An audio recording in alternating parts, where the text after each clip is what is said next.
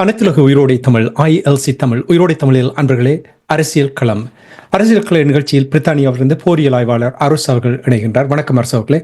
வணக்கம் தனாஜானி. அனைத்துலக உயிரோடு தமிழ் உறவுகளுக்கு அன்பு இருந்த வணக்கம். இன்றைய அரசியல் கள நிகழ்ச்சியில் இலங்கை தீவில் நடைபெறுகின்ற விடயங்களை பார்ப்போம். அனுர குமார திசாநாயக்கா அவர்கள் சீனாவுக்கு பயணத்தை மேற்கொண்டார். அங்கே அவருக்கு சிவப்பு கம்பளம் விரிக்கப்பட்டு சிறந்த ஒரு வரவேற்பு கொடுக்கப்பட்டிருப்பதை ஷி ஜின்பிங் அவர்களையும் சந்தித்த செய்திகளை பார்த்திருக்கின்றேன். இவருடைய இந்த பயணம் தொடர்பாக இலங்கையை பொறுத்தவரையில அதாவது இந்த குளோபல் சவுத் என்ற பிரிவுக்குள் தனக்குரிய ஒரு தனது நாட்டுக்குரிய நன்மைகளை தேடுவதற்கு இலங்கை தெளிவாக பயணிக்கின்றது. இந்தியாவுக்கு முதலில் போயிருந்தார். அதே சமயம் அடுத்ததாக சீனாவுக்கு சென்றிருக்கின்றார். இரண்டு தேசங்களிலும் ஒரு சிறப்பான வரவேற்பு தான் கிடைத்திருக்கின்றது. இந்தியாவிலும் பீரங்கி வேட்டுக்கள் முழங்க வரவேற்கப்பட்டார். அதே போல சீனாவிலும் பீரங்கி வேட்டுக்களை முழங்கித்தான் வரவேற்கப்பட்டார் என்று கூறப்படுகின்றது. ஆனால் இந்தியாவுக்கும் சீனாவுக்கும் இடையிலான அவரின் பயணத்தில் சீனாவுக்கான பயணம் மிகவும் முக்கியமானதாக இருக்கின்றது. பெருமளவான உடன்பாடுகள் எட்டப்பட்டிருக்கின்றன. தொழில்துறை, கல்வியாக இருக்கலாம், டிஜிட்டலைசேஷனாக இருக்கலாம், பொருளாதாரமாக இருக்கலாம், மீன்பிடித்துறையாக இருக்கலாம், எனர்ஜி செக்டர், முதலீட்டு தொகை, முதலீடுகள் என்று சொல்லி பெருமளவான. அதிலும் கூடுதலாக நீங்கள் பார்த்தீர்கள் என்று சொன்னால், இந்த சீனாவை பொறுத்தவரையில் high quality belt road initiative என்று சொல்றது இலங்கையில் நடைமுறைப்படுத்துவதை அவர்கள் பிரதானமாக கொண்டிருப்பதாக தெரிவிக்கப்படுகின்றது. அதே சமயம் ஃப்ரீ ட்ரேட் அக்ரிமெண்டையும் அவர்கள் தற்போது நடைமுறைப்படுத்துவதற்கு திட்டமிட்டு வருவதாக தெரிவிக்கப்படுகின்றது. இப்ப இலங்கைக்கும் சீனாவுக்கும் இடையிலான உறவுகள் 1952ஆம் ஆண்டிலிருந்து மிகவும் முக்கியமானவை. அன்று நீங்கள் பார்க்கலாம், அரிசி ரப்பர் உடன்பாடு என்று சொல்லி 50,000 தொன் ரப்பரை ஏற்றுமதி செய்த இலங்கை 2,70,000 தொன் அரிசியை இறக்குமதி செய்திருந்தது. அன்றிலிருந்து இன்று வரையிலும் சீனாவுக்கும் இலங்கைக்குமான உறவுகள் அதிகம். அதே சமயம் தற்போது சீனாவும் இந்தியாவும் இணைந்து இந்த ஏசியன் இன்ஃப்ராஸ்ட்ரக்சர் இன்வெஸ்ட்மெண்ட் பேங்க் என்று சொல்றது AIIB என்ற பேங்கின் ஊடாக ஒரு கூட்டான இன்வெஸ்ட்மெண்ட்டையும் செய்வதற்கான பேச்சுக்களும் அங்கு இடம்பெற்றதாக கூறப்படுகின்றது. அதே சமயம் சீனாவை பொறுத்தவரையில் 2021ஆம் ஆண்டுக்கு பின்னர் இலங்கைக்கு பெருமளவில் கடன்களை கொடுக்கவில்லை. ஆனால் இப்போது அது மீண்டும் அதனை ஆரம்பிக்க முற்பட்டிருப்பதாக தெரிவிக்கப்படுகின்றது. அது மட்டுமல்லாது இந்த போர்ட் சிட்டியை ஒரு ஃபைனான்சியல் சென்டர் என்று சொல்லி, அதாவது தென் ஆசியாவிலேயே ஒரு மிகப்பெரிய ஒரு நிதி மையமாக அல்லது வர்த்தக மையமாக மாற்றப் போகிறார்கள். அதை எவ்வாறு வர்ணிக்கிறார்கள் என்று சொன்னால், ஹாங்காங் அதாவது தென் ஆசிய பிராந்தியத்தின் ஹாங்காங்காக இந்த போர்ட் சிட்டி மாறும் என்று சொல்லியும், அதே போல அம்பாந்தோட்டை துறைமுகத்தை கப்பல்களுக்கு எண்ணெய் வழங்குவதற்கான ஒரு ரிஃபைனரியை அங்கு போடுவதற்கும் பெருமளவான முதலீடுகள், இலங்கையின் தொலைத்தொடர்பு அதாவது தொலைக்காட்சி நிறுவனங்கள் ITN ரூபவாணி போன்றவற்றை டிஜிட்டலைஸ் பண்ணுவதிலிருந்து பெருமளவான உடன்பாடுகள் எட்டப்பட்டிருக்கிறது. இலங்கையை பொறுத்தவரையில் இலங்கை சீனாவிடம், ஏனென்றால் சீனாவின் பொருளாதாரம், வளர்ந்து வரும் சீனாவின் பொருளாதாரத்தை தனக்கு சாதகமாக பயன்படுத்துவதற்கு இலங்கை முற்பட்டு நிற்கின்றது. உதாரணமாக பார்த்தீங்கன்னா 2023ஆம் ஆண்டு சீனாவிலிருந்து வெளியில் சென்ற மக்களின் எண்ணிக்கை, வெளிநாடுகளுக்கு சுற்றுலா பயணிகளாக சென்றவர்களின் எண்ணிக்கை 100 மில்லியன் மக்கள். அந்த 100 மில்லியன் மக்களில் அவர்கள் செலவழித்த தொகை அதாவது 160 பில்லியன் டாலர்களை அவர்கள் செலவிட்டிருக்கிறார்கள். அப்ப இந்த இது இப்ப இலங்கையிலும் பாத்தீங்கன்னா கோவிட்டுக்கு முதல் சீனா சுற்றுலா பயணிகளின் எண்ணிக்கை அதிகம். ஆனால் அதன் பிற்பாடு வீழ்ச்சி அடைந்திருந்தது. கடந்த வருடம் இலங்கை சுற்றுலா பயணத்துறையில் கணிசமான வருமானத்தை ஈட்டிய போதும் அது இந்தியாவிலிருந்து வந்தவர்கள் அதிகமாக இருந்தது. இப்போது மீண்டும் இலங்கை சீனாவை அந்த சுற்றுலாத்துறையிலும் கவர்வதற்காக முற்பட்டு நிற்கின்றது. இனி உங்களுக்கு தெரியும், தேர்தல் காலத்தில் அனுரகுமார திசாநாயக்காவுடைய தீம் ஊழல் இல்லாத அரசாங்கமாக இந்த ஊழல் இல்லாத நாடாக மாற்றுவதற்கான ஒரு தீமை தான் அவர் கூறிக்கொண்டு வந்திருந்தார். இங்கே சீனாவில் போய் சந்தித்த பொழுதும் கூட இலங்கை ஊழலிலிருந்து விடுவிப்பதற்கு, பொருளாதார வளர்ச்சிக்கு சீனா முழு ஆதரவு தெரிவிக்கும் என்ற விடயங்களும் கூட அங்கே பேசப்பட்டிருக்கின்றன. இதனுடைய பின்னணி என்ன? உண்மையில் இலங்கை ஒரு மேற்குலக நாடுகள் சார்ந்த ஒரு முதலாளித்துவ கொள்கை கொண்டதாக வெளிக்காட்டி கொண்டாலும் அவர்களின் இந்த அரச நடைமுறை என்பது ஒரு சீன சார்பு, அதாவது ஒரு பொது உடைமை கட்சி இந்த டிசிப்ளினரி அல்லது அவைகளின் மேனேஜ்மெண்ட் சிஸ்டத்தை ஒத்ததாகத்தான் இருப்பதாக கூறப்படுகிறது. இப்ப சீனாவில் எவ்வாறு அந்த ஊழல்களை ஒழித்து ஒரு ஆட்சி முறையை கொண்டிருந்தார்களோ அதை இலங்கை தானும் அதை ஷடோ பண்ண முற்பட்டு நிற்கிறதாகத்தான் தெரிகின்றது. அதாவது மிக்ஸ்டான ஒரு கலவையாக இலங்கை இந்த அரசை கொண்டு செல்ல முற்படுகின்றது. சீனாவின் கம்யூனிஸ்ட் பார்ட்டியிடம் இருந்து பல நடைமுறைகளை நடைமுறைப்படுத்துவது மட்டுமல்லாது மேற்குலகத்துடன் இணைந்து இந்த திறந்த பொருளாதார கொள்கை என்பது, இப்ப சீனாவை பொறுத்தவரைக்கும் சீனாவும் முற்று முழுதாக பொது உடைமைக்கு இல்லை, அவர்களும் முதலாளித்துவமாக மாறிக்கொண்டுதான் வருகிறார்கள். அப்ப அதே நடைமுறையை பின்பற்றுவதற்கு முற்பட்டு நிற்பது போலதான் தெரிகின்றது. எனவேதான் சீனாவும் அதனை சொல்லி இருக்கின்றது, இலங்கையில் ஊழல்களை ஒழிப்பதற்கு சீனா உதவி செய்யும் என்றும் கூறியிருக்கின்றது. இப்ப சீனாவில் உள்ள நடைமுறைகளை இவர்கள் இங்கு அமுல்படுத்தக்கூடியதாக இருக்கும். அனுரகுமார திசாநாயக்கா மற்றும் ஷி ஜின்பிங் அவர்களுடைய உடல் மொழியை பார்க்கும் பொழுது நான் அவதானித்ததை கூறுகின்றேன். இதுவரையில் ஏனைய அரசு தலைவர்கள் செல்லும் பொழுது புதுவிதமாக இருந்தது போல் ஒரு உணர்வு தந்திருந்தார். அவர்களுக்கிடையில் ஒரு நெருக்கமான உறவை கட்டி எழுப்ப வேண்டும் என்ற அந்த உடல் மொழியை வெளிப்படுத்தியது போல் நான் அவதானித்தேன். அனுரகுமார திசாநாயக்கனுடைய பயணம் ஒரு வெற்றிகரமான பயணமாக முடிந்திருக்கின்ற என்று நம்புகிறீர்களா?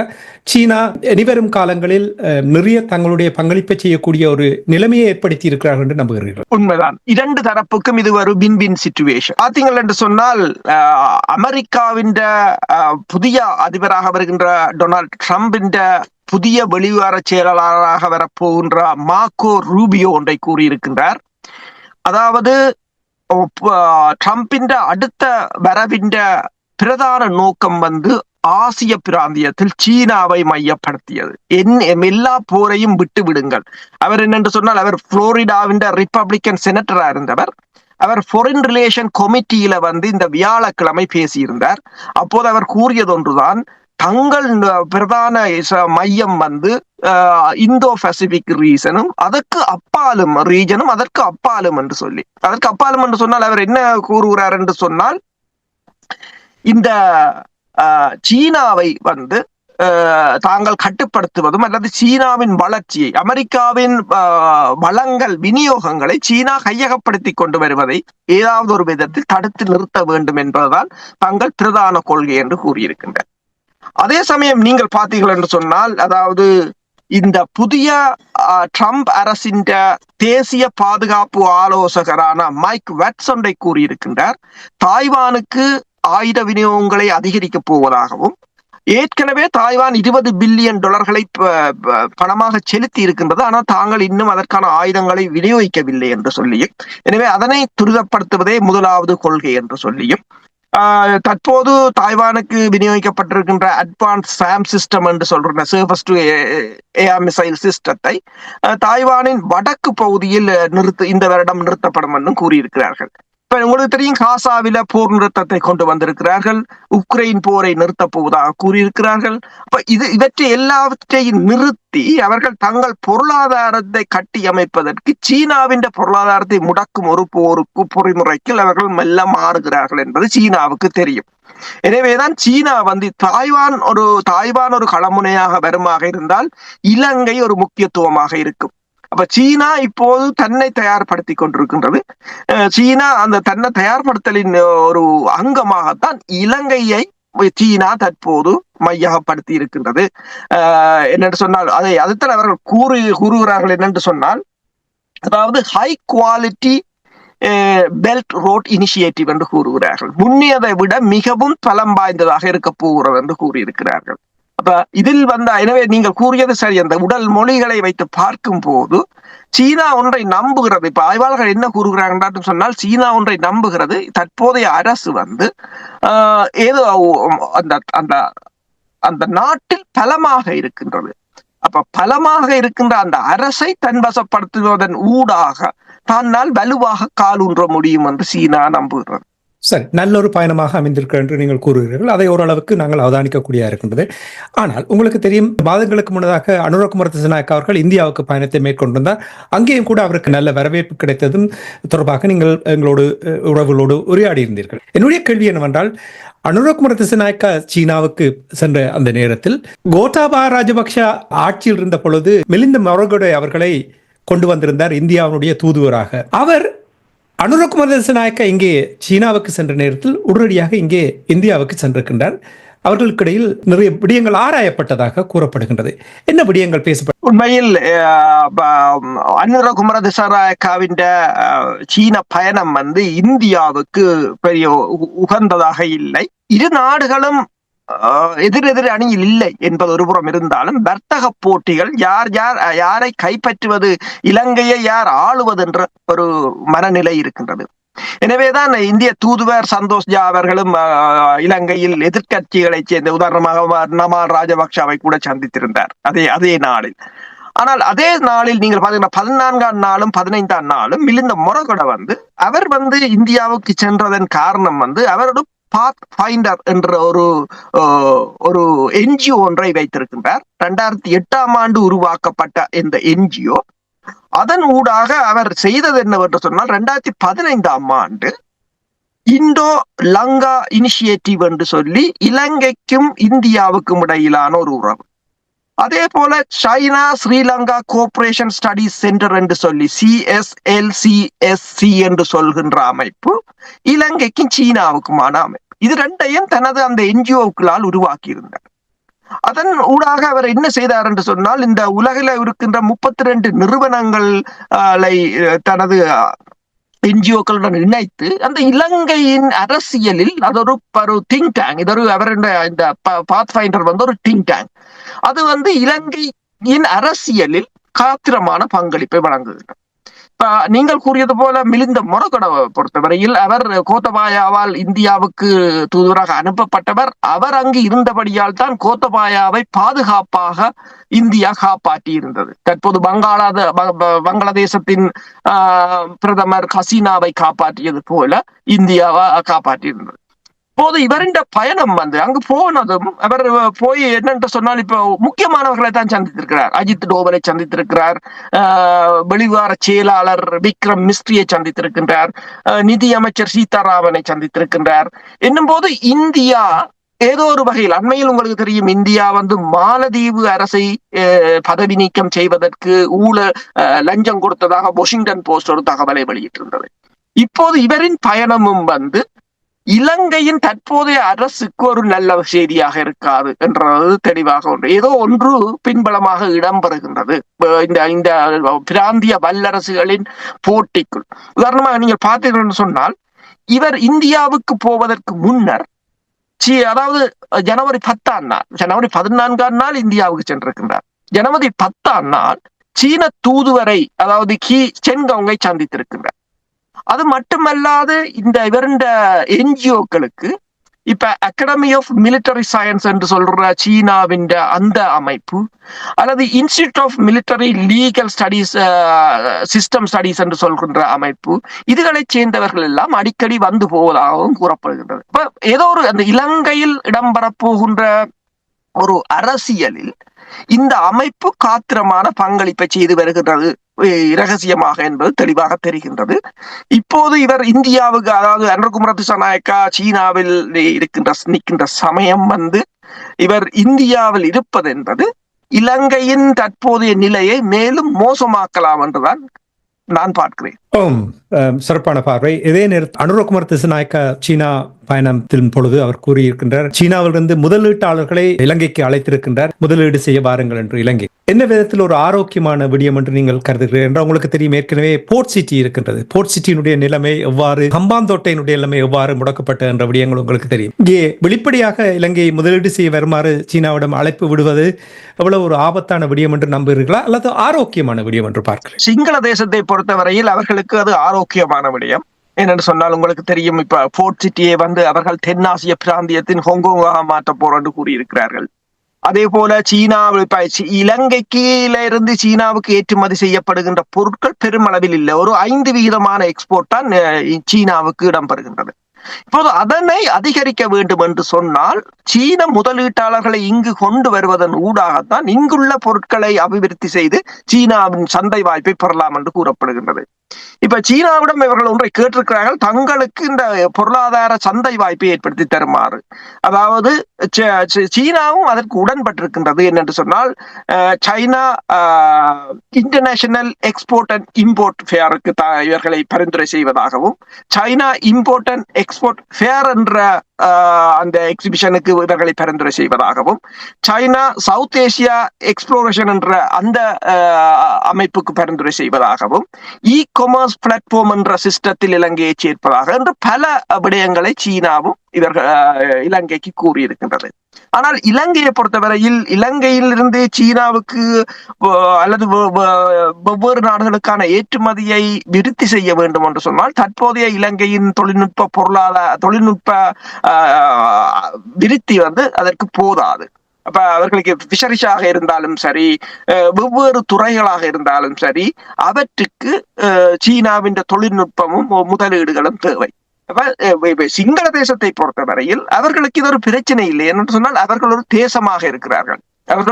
அவர் தேசமாக இருக்கும் போது அவர்கள் எந்த சட்டத்தையும் அவர்களால் கொண்டு வர முடியும், அவர்களால் அந்த அதிகாரத்தை அவர்கள் பயன்படுத்த முடியும். அப்ப சிங்கள தேசத்தை பொறுத்தவரையில் இது ஒரு நன்மையானதாகத்தான் இருக்கும். தமிழர் தேசத்தை பொறுத்தவரையில் நீங்கள் பார்த்தீர்கள் என்று சொன்னால் தமிழர் தேசத்திலும் நாங்கள் இப்படியே நெடுக எந்த ஒரு அபிவிருத்தியும் இல்லாமல் பிச்சை எடுத்துக் கொண்டிருக்க முடியாது. அபிவிருத்தி செய்யப்பட வேண்டும். ஆனால் நாங்கள் இந்த பேலன்ஸ் எப்படி பயன்படுத்துகிறோம் என்றான் பிரச்சனை. இப்ப நான் கூறினேன், மிலிந்த மொரகடவின் பாத் ஃபைண்டர் 2015 2 ப்ராஜெக்டை ஓபன் பண்ண. ஒன்று இந்தோ லங்கா இனிஷியேட்டிவ், 2வது China Sri Lanka cooperation studies centre. பாருங்கப்பா எப்படி பேலன்ஸ் பண்ணிருக்காங்க ரெண்டு நாட்டோடு. அந்த அப்ரோச் எங்கள்கிட்ட இல்ல. இப்ப கிழக்கில் அபிவிருத்தி செய்து இப்ப தெற்கிழங்கையில் எவ்வாறு நிறுவனங்கள் இருக்கின்றது போல் வடக்கு கிழக்கில் ஏன் அவ்வாறு அபிவிருத்தி செய்வதற்கு இவர்கள் முன்வராமல் இருப்பதற்கு என்ன காரணம்? நீங்கள் பாருங்கள், கடந்த நிகழ்ச்சியில் நாங்கள் உரையாடி இருக்கின்றோம். நீங்கள் படித்து முடித்து பின்பு ஒன்று தெற்கிழங்கைக்கு போக வேண்டும் அல்லது வெளிநாட்டுக்கு வேலைக்கு வர வேண்டும். இந்த நிலைமைகளை மாற்றுவதாக இருந்தால் பெரிய பிசினஸ் பார்க், இண்டஸ்ட்ரியல் பார்க் மாதிரி நிறுவனங்களை உருவாக்குவதற்கு இவர்கள் முதலீடு செய்ய வேண்டும். அந்த நிலைமை தொடர்பாக ஏதாவது மாற்றம் காண்கிறீர்களா, அல்லது தொடர்ந்தும் தமிழ் மக்களுடைய பகுதிகளை வளர்ச்சி அடையாமல் கையேந்தி நிற்க வேண்டிய ஒரு நிலைமையில் தான் வைத்திருக்க போகிறார்களா? அதுக்கு இந்தியா தான் காரணம். இந்தியா அதை கையகப்படுத்தி வைத்திருக்கின்றது. வேறு நாடுகள் அங்கு முதலீடு செய்வதையும் இந்தியா தடுத்து கொண்டிருக்கின்றது. இப்ப சீனா தூதுவர் வந்தாலுமோ யாரு அங்குள்ள மக்களை வைத்து அங்குள்ளவர்களுக்கு இந்தியா வடக்கு கிழக்கில் இந்தியா பலமாக ஊடுருவி இருக்கின்றது. பலமாக இருப்பது மட்டுமல்லாது அந்த பலமான ஊடுருவலின் ஊடாக அதிகாரிகள் மட்டத்தில் கூட, அதிகாரிகள் வடக்கு மாகாணத்தில் இருக்கிற வடக்கு கிழக்கில் இருக்கிற அதிகாரிகள் மட்டத்தில், உங்களுக்கு தெரியும் கிழக்கு மாகாண ஆளுநர் கூட இந்திய ஆளுநராகத்தான் இருந்தார், செந்தில் தொண்டமான். அப்ப அந்த அதிகாரிகள் மட்டத்தில் கூட கடுமையான ஊடுருவல்கள், அதன் ஊடாக எல்லா திட்டங்களையும் அவர்கள் தடுத்துக் கொண்டிருக்கிறார்கள். ஊடகத்துறையையும் அவ்வாறு வைத்திருக்கிறார்கள். ஒவ்வொரு தொழிற்பேட்டையை அமைக்கும் போதும் அதை என்னென்று சொல்ல, அதை கரெக்ட் அசாசினேஷன் செய்வது அல்லது அது கூடாது என்பது, அது தொடர்பாக நெகட்டிவான கொமெண்ட்களை போட்டு அதனை இல்லாமல் செய்யும் நடவடிக்கை. அண்மையில் கூட ஒருவர் கூறியிருந்தார், அவர் சுவிஸில் இருப்பவர், அவர் கூறியிருந்தார் தான் இந்து கலாச்சார அமைச்சுக்கு ஒரு விடயம் தொடர்பாக எடுத்ததாகவும், அவர் அதை தான் பிறகு கலைக்கிறேன் என்று சொன்ன பிற்பாடு டெல்லியில் இருந்து RSS காரன் தனக்கு போன் எடுக்கிறார்.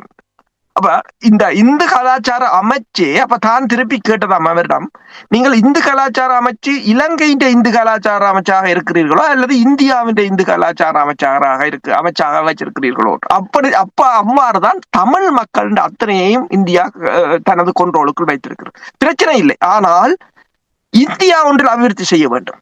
இந்தியா அதனை செய்ய இல்லை என்று சொன்னால் ஏனைய நாடுகளுக்கு அதனை விட்டுக் கொடுக்க வேண்டும். இந்த இரண்டும் கெட்ட நிலையில் தமிழ் மக்கள் இருக்க முடியும். ஆனால் தமிழ் மக்கள் அவ்வாறான நிலைக்கு இருப்பதற்கு காரணம் நாங்கள் தான்.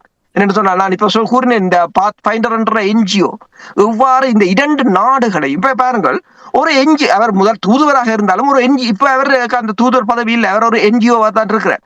ஆனாலும் இந்தியாவில் போய் மிக உயர் மட்டங்களை சந்திக்கக்கூடிய ஒரு நிலையில் அவர் இருக்கின்றார். அந்த கேள்வியை கேட்டது காரணம் என்னவென்றால், வேலையில்லா பட்டதாரிகள் யாழ்ப்பாணத்தில் வெள்ளிக்கிழமை போராட்டத்தை நடத்தி இருக்கிறார்கள். விழிப்புணர்வை ஏற்படுத்தும் வகையில் போராட்டங்களை நடத்தி கொண்டு வருகிறார்கள். இதுதான் தேவை. எங்களை பொறுத்தமட்டில் வடக்கு கிழக்கில் அபிவிருத்தியை செயல்படுத்துவார்களாக இருந்தால் நிச்சயமாக அந்த நாட்டை ஒரு சூழ்ச்சி பாதைக்கு கொண்டு போகலாம். ஆனால் அவர்கள் அதற்கு தயாரில்லை என்பதைத்தான் நீங்கள் கூறுகின்ற விடயங்களை வைத்து உணரக்கூடியதாக இருக்கின்றது.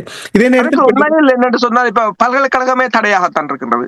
பல்கலைக்கழகம் இதை ஒவ்வொரு நாடுகளுடனான ஒரு இனிஷியேட்டிவை ஆரம்பிக்க வேண்டும், ஒரு என்ஜிஓ ஊடாகவாவது ஆரம்பிக்க வேண்டும். ஆனால் பல்கலைக்கழகமே அரசியல் மயப்படுத்தப்பட்டு பல்கலைக்கழகமே இந்த அபிவிருத்திக்கோ அல்லது தொழிற்பேட்டைகளை அமைப்பதற்கோ தடையாக இருக்கும் போது அந்த பல்கலைக்கழகத்தால் உருவாக்கப்படுகின்ற மாணவர்கள் போராட வேண்டிய ஒரு நிலை இருக்கிறது என்று சொன்னால், வேலை இல்லாமை என்று சொன்னால் அந்த உயர்கல்வி இன்ஸ்டிடியூஷன் ஒரு தவறாக இருக்கலாம் அல்லது அது ஒரு கொலாப்ஸாகத்தான் பார்க்கலாம். கட்டாயம். நீங்க இப்ப ஒரு பட்டதாரியாக நீங்கள் வரப்போகிறீர்கள் என்றால் உங்களுக்கு அதிலிருந்து வேலைக்கு செல்ல வேண்டிய ஒரு பாதையை உருவாக்கி கொடுக்க வேண்டும். அந்த பாதை அங்கே வடக்கு கிழக்கு இல்லை. இப்ப என்னன்னு பாத்தீங்கன்னா, இங்க நீங்கள் ஒரு யூனிவர்சிட்டிக்கு போனீங்கன்னு சொன்னா சில விட 3 வருஷம் கோர்ஸ் 4 வருஷம் பண்ணுவான், ஒரு வருஷம் ஏதாவது ஒரு இண்டஸ்ட்ரிக்காவே அனுப்புவான். அப்ப அவர் ஒரு இண்டஸ்ட்ரியல் பிளேஸ்மெண்ட்டுக்கு போவார்.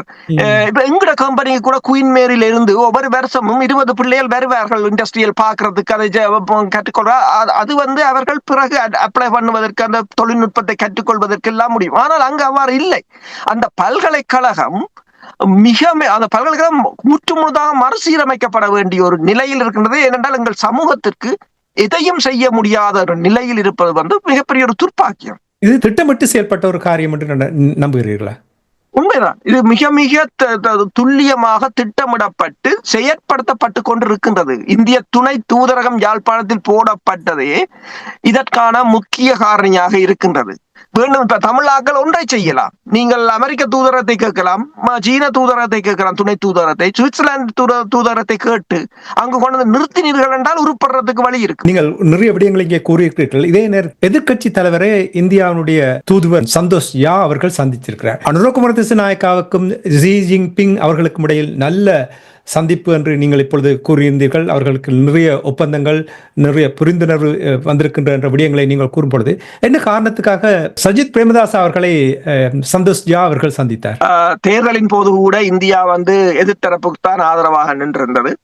நீங்கள் பாத்தீங்கன்னா சைனா டெய்லி போட்ட செய்தியின் அடிப்படையில் அவர் மாவோவின் சதுக்கத்துல போய் அனுரகுமார திசாநாயக்கா நின்ற போது அவரின் இதய துடிப்பு மிக அதிகமாக இருந்திருக்கும் என்று போட்டிருக்கிறார்கள். ஏனென்று சொன்னால் அவரும் அதே கொள்கைகளால் உருவாக்கப்பட்டு வந்தவர் என்றதை அவர்கள் கோடிட்டு இருக்கிறார்கள்.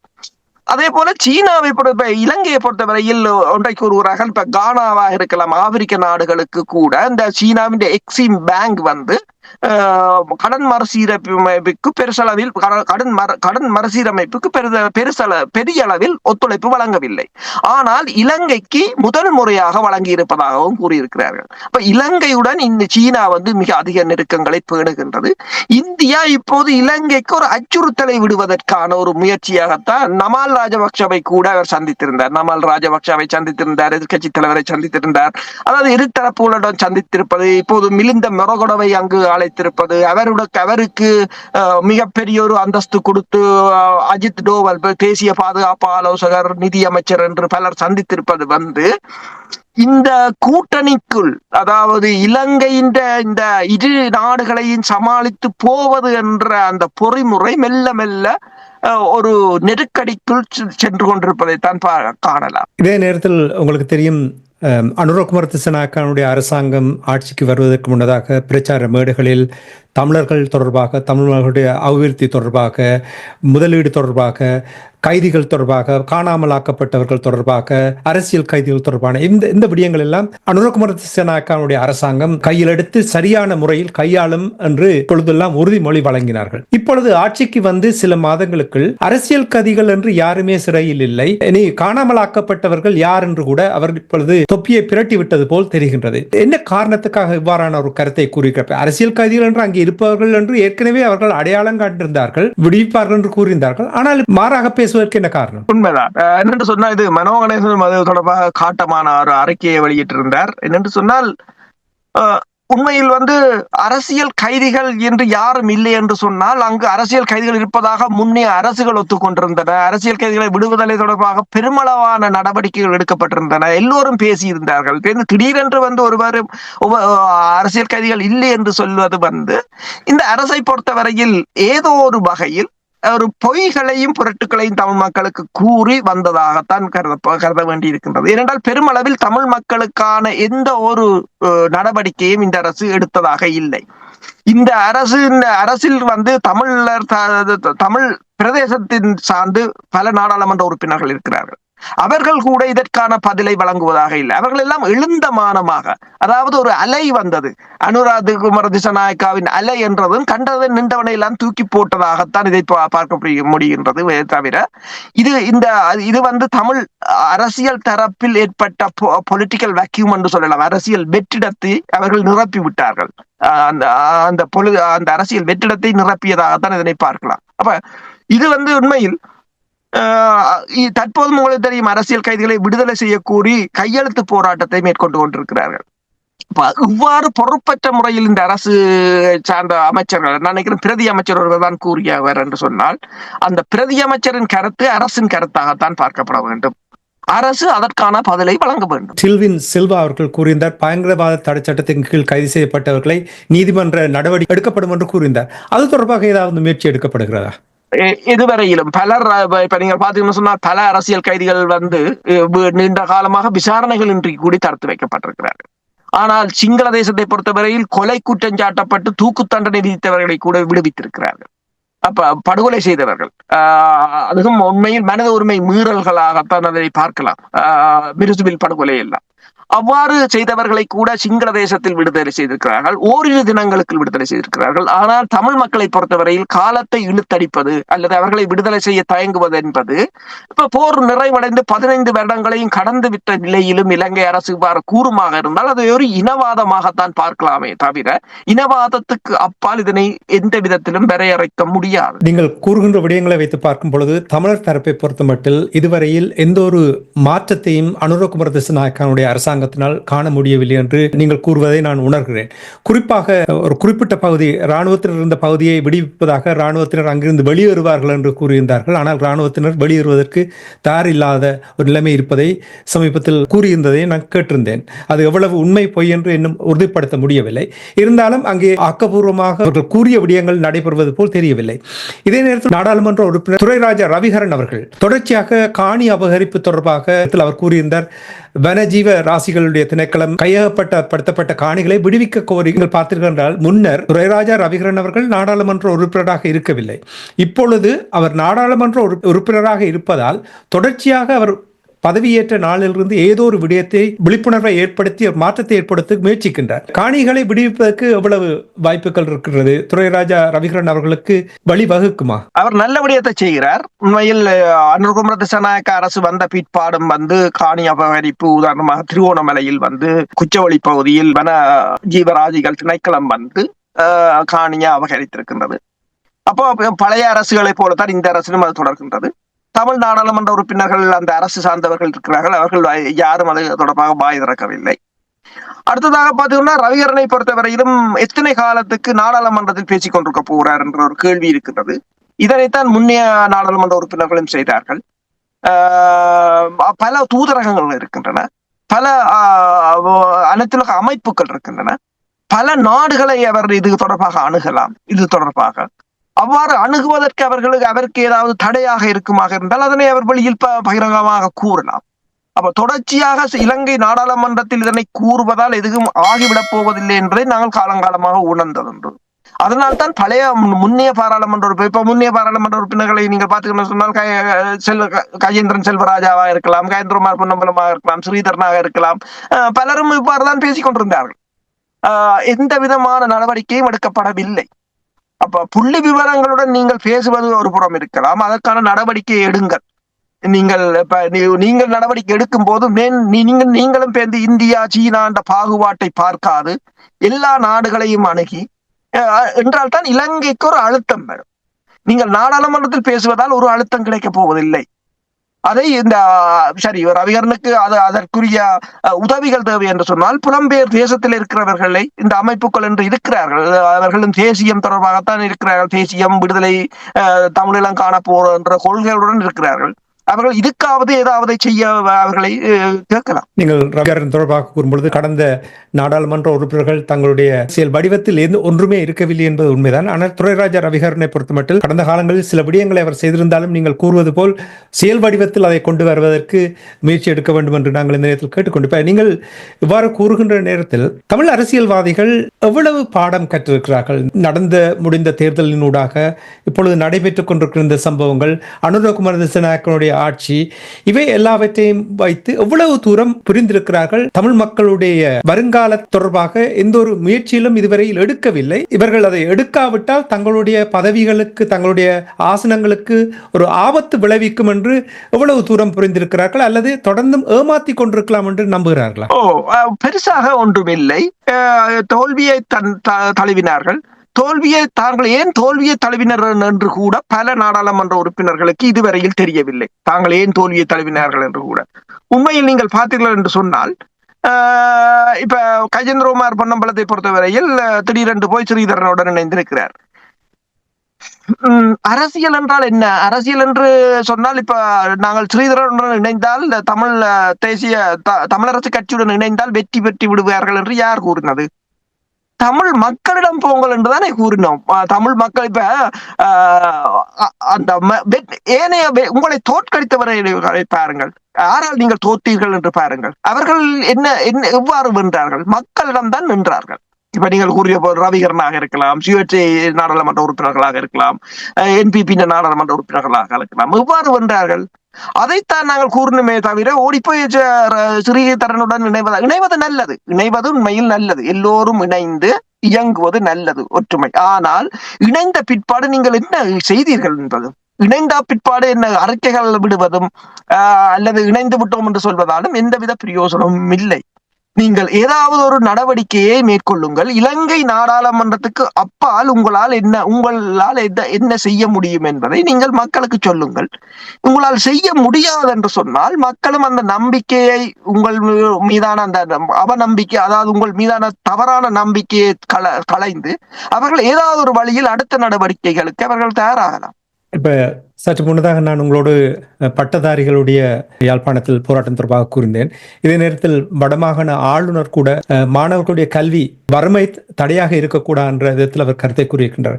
அவருடைய கருத்தை கேட்டதும் நான் நினைக்கின்றேன், அங்கே என்னென்ன வழிகளில் வடக்கு கிழக்கில் இருப்பவர்களுக்கு முன்னேற முடியாமல் தடைகளை போட முடியுமோ அவற்றை அவர்கள் செய்வதை அவர் உணர்வதனுடைய வெளிப்பாடாக நான் அதை பார்க்கின்றேன். அது பார்ப்பதில் தவறு இருக்கிறதா? இல்லை, உண்மைதான். அதாவது என்னென்று சொன்னால் வறுமை என்றது எவ்வாறு வருகிறது என்று சொன்னால் தொழில், அதாவது தொழில் முயற்சி தான் அது முக்கியம். ஒரு நாடு அபிவிருத்தி அடைய வேண்டும். அந்த அந்த நாட்டில் இருப்பவர்கள் தங்கள் சொந்த காலில் நிற்க வேண்டும். அந்த பிரதேசம் இப்ப வடக்கு கிழக்கு என்று சொன்னால் அந்த மக்களுக்கு உரிய வருமானம் போய் சேர வேண்டும். ஆனால் இப்ப நீங்கள் பாத்தீங்க, மீன்பிடித்துறையை இப்போ எடுத்தால் கூட கிட்டத்தட்ட 2,50,000 பேர். அந்த மக்களின் வாழ்க்கை தரம் மிகவும் மிக மிக ஒரு பரிதாபமானதாகத்தான் இருக்கிறது. யாரும் அது தொடர்பாக காத்திரமான நடவடிக்கைகள் இன்று வரையிலும் எடுக்கப்படவில்லை. சரி, அடுத்ததாக பார்த்தீங்கன்னா விவசாயத்துறை ஏன் இவ்வளவு நிலக்கி இருக்கின்றது என்று சொன்னால், உதாரணமாக முட்டையை இறக்குமதி செய்ய வேண்டும், அரிசி இறக்குமதி செய்ய வேண்டும் என்று சொன்னால் அதற்குரிய காரணம் என்னவென்று சொன்னால், உலகத்தின் நவீன விவசாயத்துக்கு ஏற்பவாறு எங்களை நாங்கள் புனரமைத்துக் கொள்ளவில்லை. அதை எவ்வாறு புனரமைக்கலாம் அல்லது எவ்வாறு நவீனமயப்படுத்தலாம்? அது அந்த நவீனத்துவத்தில் இருக்கின்ற நாடுகளுடனான உறவுகள். நீங்கள் எவ்வாறு அந்த நாடுகளுடனான எத்தனை உறவுகளை நீங்கள் கட்டியமைத்தீர்கள்? ஒன்றும் இல்லை. அப்ப இந்த நிலையில் அந்த மக்களின் வாழ்வாதாரம் என்பது, அண்மையில் கூட நீங்கள் ஒரு காணொலியை பார்த்திருக்கலாம். ஒரு சிறுவன் கூறி இருக்கின்றார், கேப்பாப்புலவில மக்கள், அதாவது அந்த ராணுவ முகாம் அங்கு இருக்கின்றது, அந்த முகாமுக்கு பக்கத்தில் எனது பள்ளிக்கூடம் இருக்கின்றது, ஆனால் அதுக்கு நான் போக முடியவில்லை, நான் தூர போக வேண்டும், தன்னால் இயலாது என்று அவன் கூற, அதாவது தான் ஏன் பாடசாலை போகவில்லை என்பதற்கு அவன் தெளிவாக விளக்கத்தை கொடுத்திருந்தான். தனது அம்மா தினமும் அந்த போராட்டத்துக்கு போவதால் கூட தங்களை பள்ளிக்கூடம் செல்வதற்கு தயார்படுத்த கூட அவரால் முடியவில்லை என்று கூறியிருந்தார். அப்ப இவ்வாறு அடிப்படை பிரச்சனைகள் ஏராளமாக இருக்கின்றது.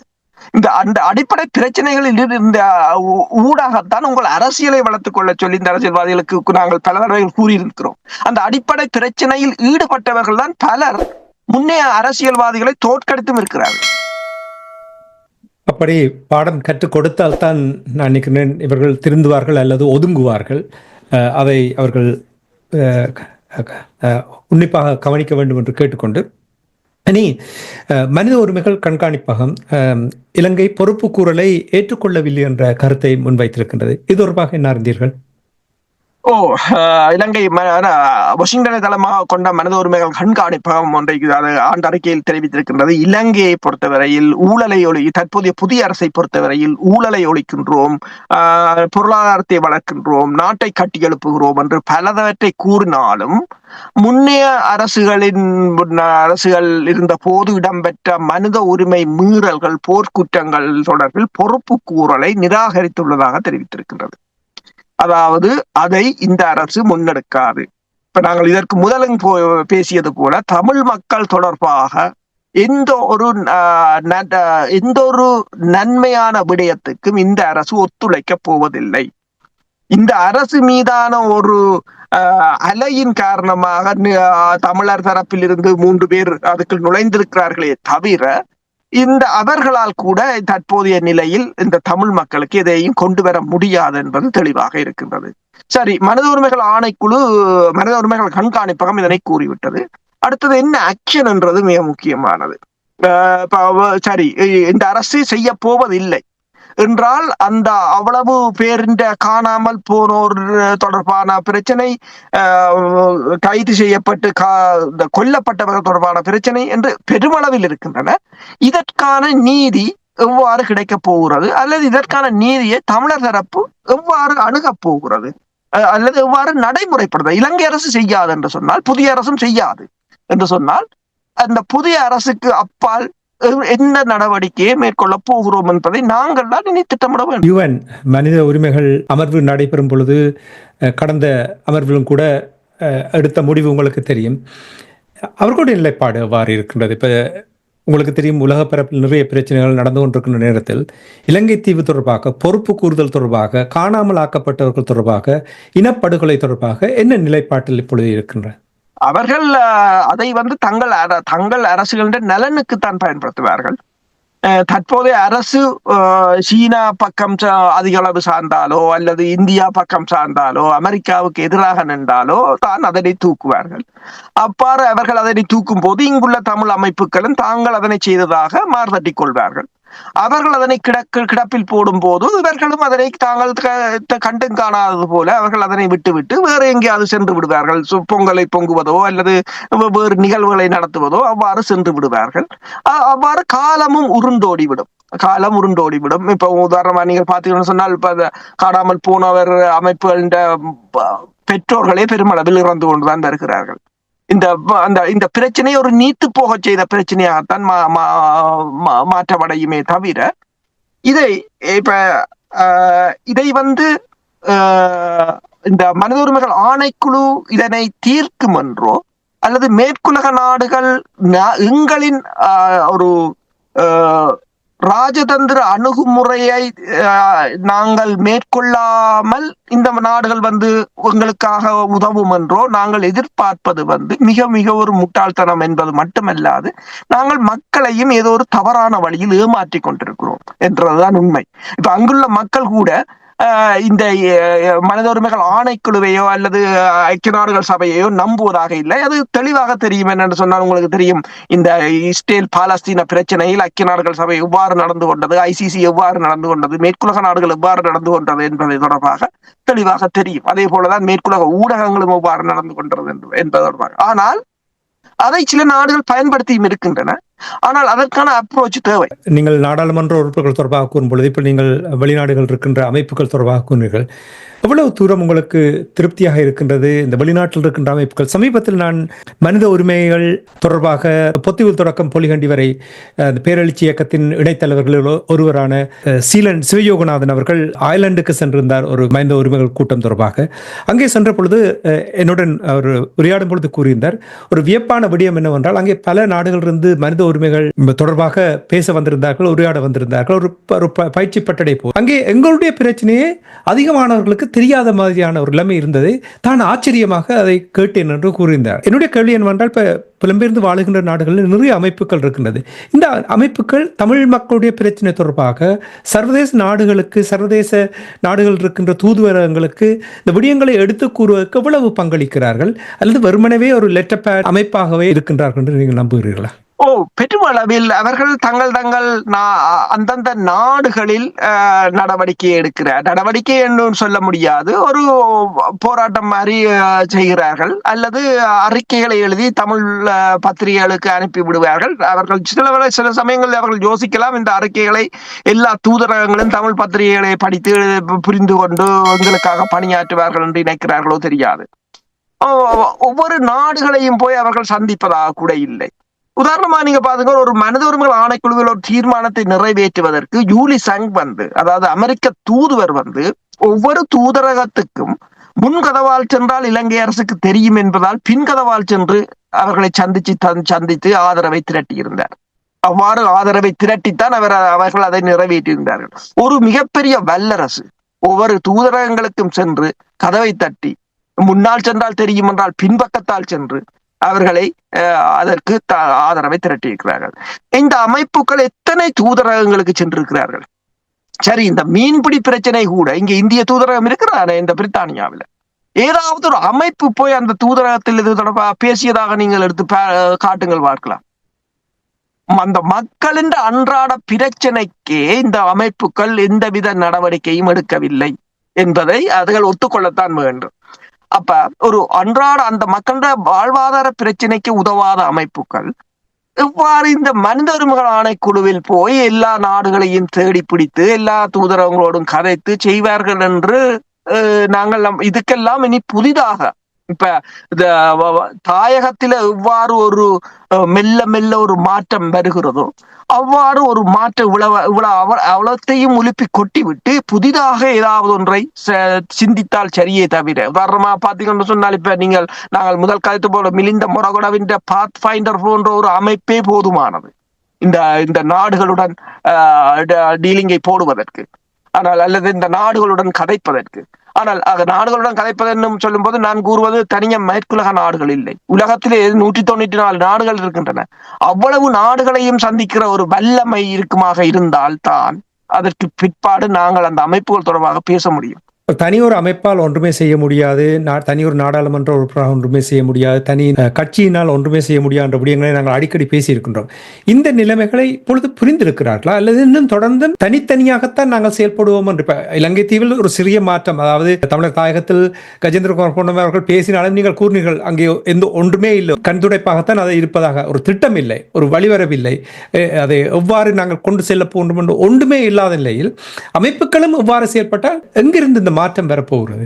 ஏமாற்றுகிறார்கள். அதுதான், அவர்கள் ஏமாற்றுகிறார்கள். ஆனால் அவர்கள் ஏமாற்றுகிறார்கள் என்று தெரிந்த பிற்பாடும் கூட ஒரு துணிச்சலாக புதிசாக ஒன்றை கட்டி அமைத்து மக்களை வழி நடத்துவதற்கு யாருக்கும் துணிச்சலற்ற நிலையில் தான் இருக்கிறார்கள். உதாரணமாக அண்மையில் கூட ஒருவர் ஒரு கூட்டம் ஒன்றுக்கு வந்திருந்த போது கூறினார், பிரித்தானியாவில் புதிதாக தமிழ் நாடாளுமன்ற உறுப்பினரை கொண்டு வர போது தாங்கள் அதற்கு ஆதரவு வழங்கியதாகவும் அப்போது தங்களுக்கு கூறப்பட்டது அவர் வந்தால் இலங்கை அரசு மீதான தடைகள் கொண்டு வரப்படும் என்று.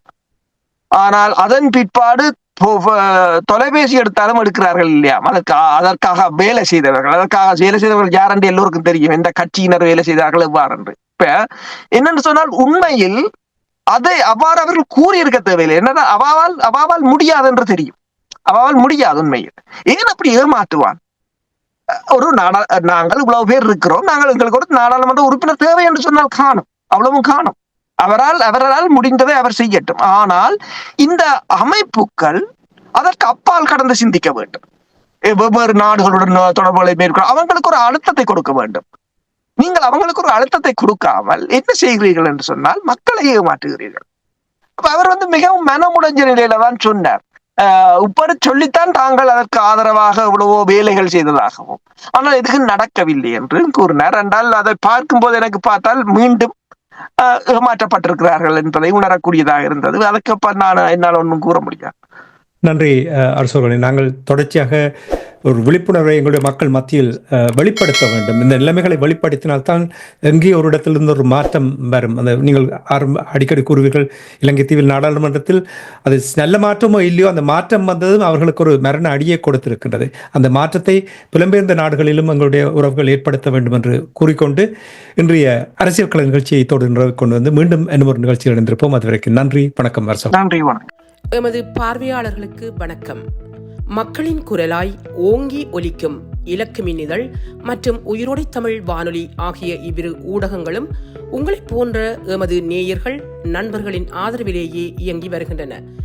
மிக குறைந்த வளங்களுடன் பல இடர்கள் மற்றும் தடைகளை தாண்டி பயணிக்கும் எமது ஊடகங்களின் பணிகள் மேலும் வளர உங்களால் முடிந்த நிதியுதவியை வழங்கி இன்னும் காத்திரமான செயற்பாடுகளை முன்னெடுக்க உதவுமாறு மிகவும் பணிவன்புடன் வேண்டி நிற்கின்றோம். உங்கள் பங்களிப்பு உங்களின் உரிமை குரலாய் ஓங்கி ஒலிக்கும். நன்றி.